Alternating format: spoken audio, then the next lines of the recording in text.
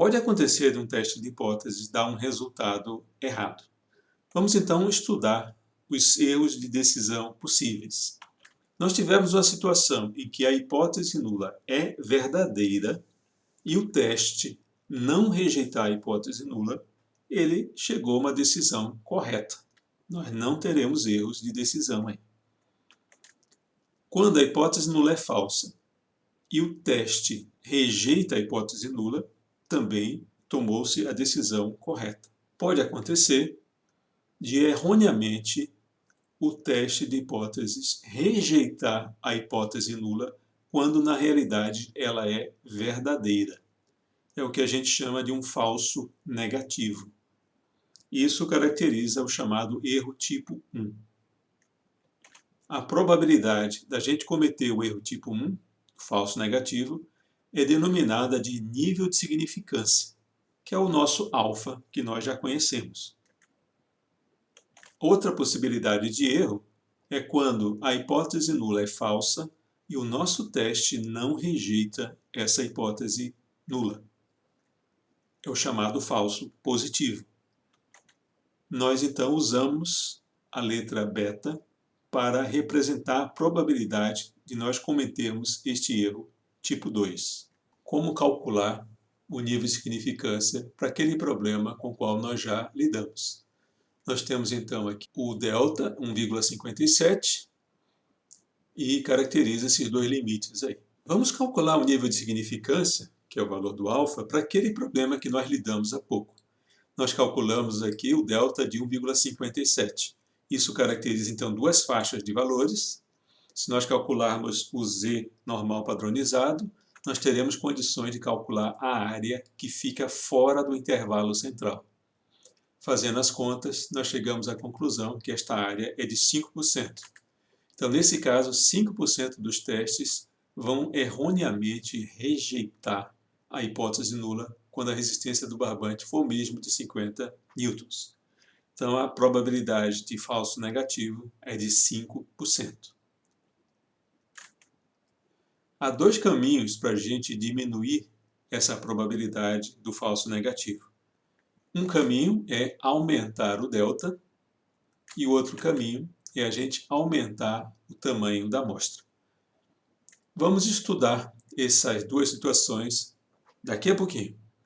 Agora, eu gostaria de fazer uma conta com vocês. O que acontece se nós tivermos um barbante cuja resistência não é 50, mas ela é 52? A gente de antemão sabe que ela é 52. Se nós aplicarmos aquele teste de hipóteses anterior, comparando com 50, nós deveríamos obter uma rejeição da hipótese nula. Vamos estudar isso. Então, se a média for de fato 52, nós esperaríamos obter médias de amostras dentro desse intervalo de confiança que está representado aqui. Se nós agora representarmos o nosso teste anterior, onde a gente não rejeita a hipótese nula se estiver dentro desse intervalo, rejeitará se estiver fora desse intervalo. Olhando aqui o nosso problema, nós vamos perceber que esta área verde aqui seria a probabilidade do teste estar dentro da faixa que não rejeita a hipótese nula. Se a média da população é mesmo 52, existe uma probabilidade correspondente a esta área que está aqui, da gente ter um falso positivo. Calculando isso numericamente, nós temos aqui, então, a faixa que a gente não rejeita a hipótese nula, a média é 52, a distribuição normal está aqui. Esta área verde a gente consegue calcular. Nós encontramos aqui essa área verde como sendo 29,54. Essa é a probabilidade da gente ter um falso positivo, que é o erro tipo 2. Então, nesse caso, 29,54% dos testes vão apresentar falsos positivos. Como variam o erro tipo 1 e tipo 2 quando a gente mexe em dois parâmetros? Um parâmetro é o tamanho da amostra e o outro parâmetro é o valor daquele delta, que define a faixa de aceitação ou rejeição da hipótese. Para esse primeiro caso aqui, consideremos aqui o tamanho da amostra 10 e nós temos essa faixa aqui com o delta igual a 1,5.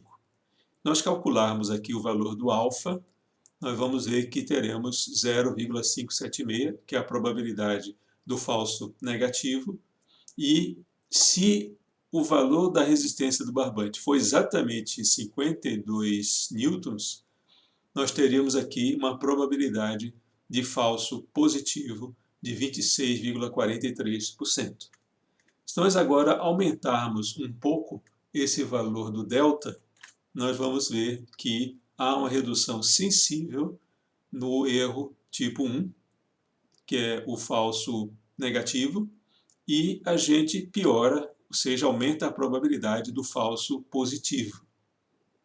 Se nós agora voltarmos para aquele delta anterior, 1,5, e aumentarmos o tamanho da amostra para 16, veja que nós conseguimos reduzir a probabilidade do falso negativo e também reduzir a probabilidade do falso positivo. Aqui nós voltamos a aumentar o delta e mantivemos a amostra tamanho 16, e vejam aqui que a gente reduziu significativamente o alfa e não mexeu aqui no valor do beta. As conclusões que nós podemos chegar é que o tamanho da região crítica, que é a região de aceitação, e o valor do alfa podem sempre ser reduzidos pela escolha apropriada dos valores críticos. Os erros tipo 1 e 2 estão sempre relacionados. Para o mesmo n, o aumento da probabilidade de um reduz a probabilidade do outro. Quando a gente aumenta a probabilidade do falso positivo, reduz a do falso negativo e vice-versa. Para os mesmos valores críticos, o aumento de n reduz a probabilidade dos dois erros ao mesmo tempo. Então esse é o caminho.